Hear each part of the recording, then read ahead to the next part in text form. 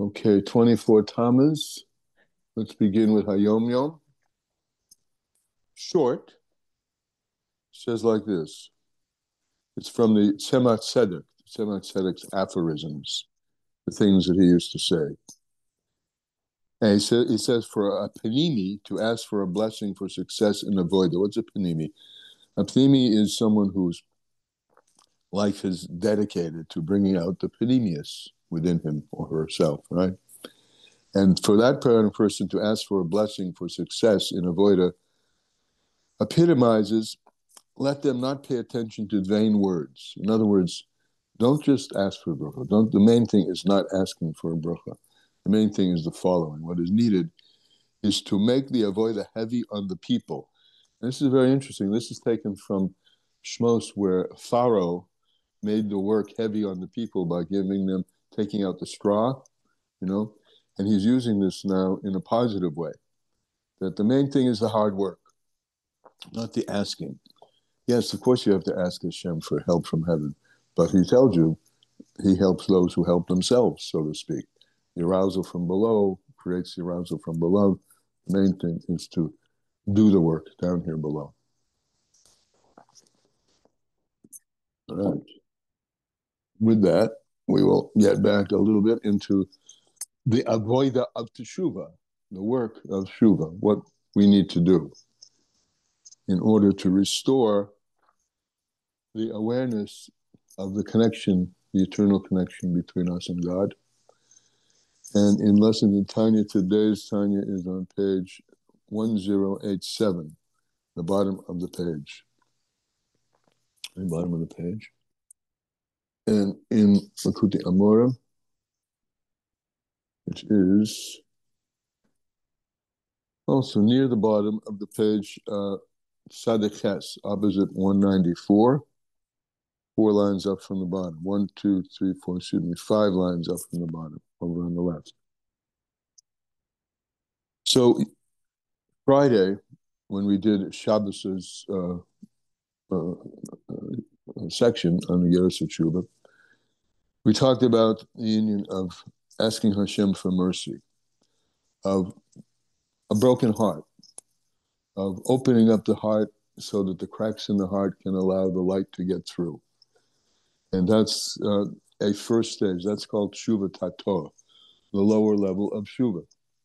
Opening oneself up, asking for help, a firm determination to do and realign oneself with what Hashem wants. So that's called Tshuva Tato, the lower level of Tshuva. Today we're going to talk about the higher level of Tshuva, Tshuva Elor. Remember, this derives from the word the Yud Ke Vav Ke. Hashem's name has 2 He's. First of all, Teshuva is Tashuv He. That's how you spell it. Teshuva with a He. You're returning the He. And there are 2 He's. There's the upper He and the lower He. Tshuva Elor is connected with the lower He, which is Malchus, which is the kingdom. And this is a firm determination to re-enter the kingdom of Hashem, to leave the kingdom of the other side, the melech of the klippos, and come back to the malchus of the king Hashem. And so that's the returning the lower hay, which is malchus. The first hay is bina, as we'll now speak about.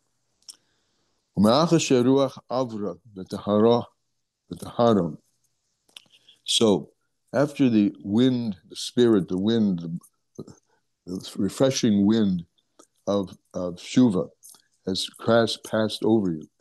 In other words, you've made this determination and you've kind of cleared the air between you and Hashem.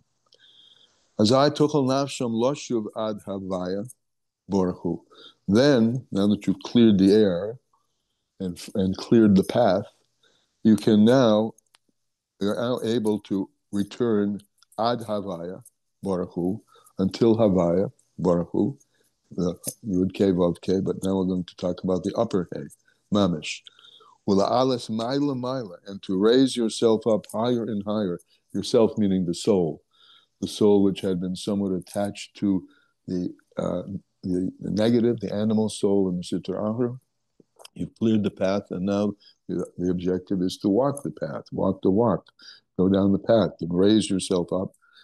Raise that soul up, l'makara, to its original source. And to cling to Hashem, may He be blessed. Yehuda niflor, with a wondrous unity. That's the description of and the objective of Tshuva Ilah.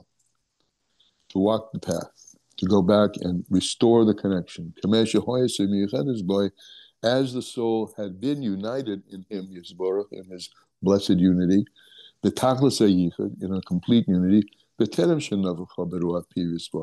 before it was blown into through the breath, the so-called breath of Hashem, to come down below, to restore the soul to the posture, the place, the experience that it had before it came down, before it was blown with God's breath, so to speak, to come down below.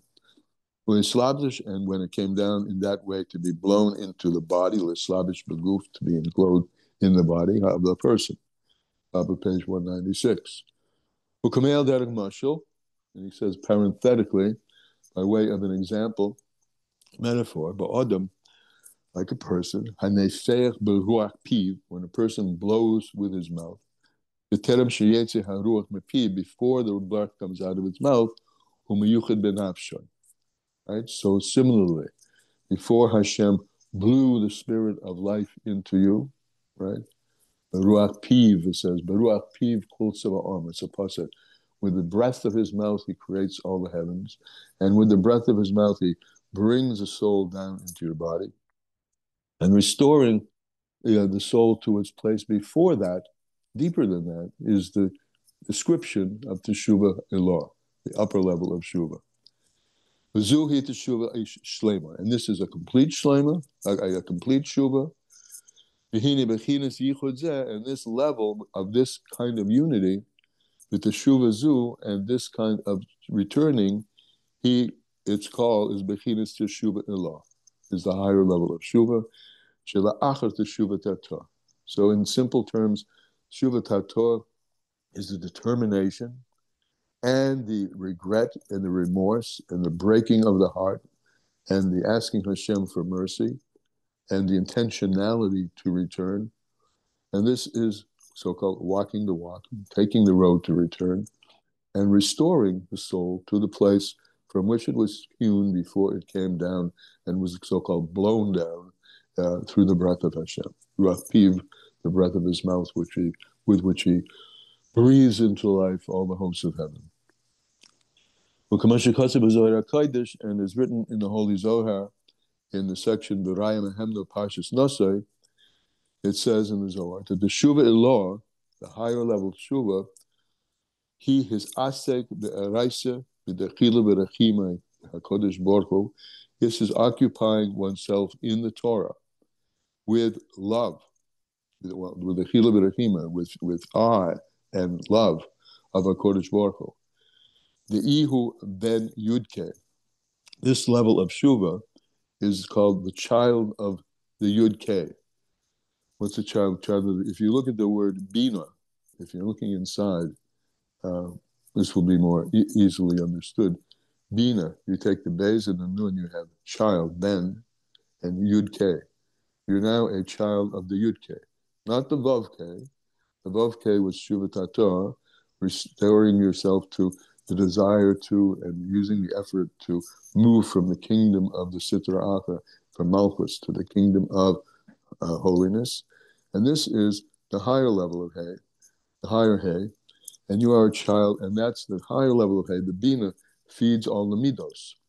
So not past your decision and your regret and you're asking for mercy, you're now cultivating through activity, through Torah and mitzvahs, a connection of your brain and your heart, an arousal of real spirit of walking the walk. Umalas Bala Shuva, and he ends by saying in this particular piece, Umala Bala Shuva al tzadikim gemurim bezeh, and the advantage of the Bala Shuva over complete tzadikim in this is, as is written in the Holy Zohar, there's a momentary kind of shuva that is drawn from the depths of your heart. It's called the life of Chaisha, the life of time, the life of being in the right time, in the right place. It comes from the depth of the soul. And with this strength, that's sufficient to bring one close, to Makarav one, to bring one close to the king. So simply speaking, Shuva Tata is having Rahmanas, having mercy on yourself and the part of yourself that's been engaged either in thought, speech, or action, in things which are not according to Hashem, and a determination to heal that. And Shuva to Shuva law, as I said, walking the walk, taking the path, moving into action through utilizing one's bina to flame up the heart and using that flaming energy to come close to Hashem after you have departed in some respect from His presence. That's today's time.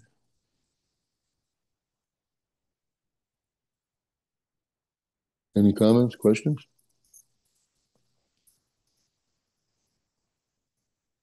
All right. Then we will go walk the walk.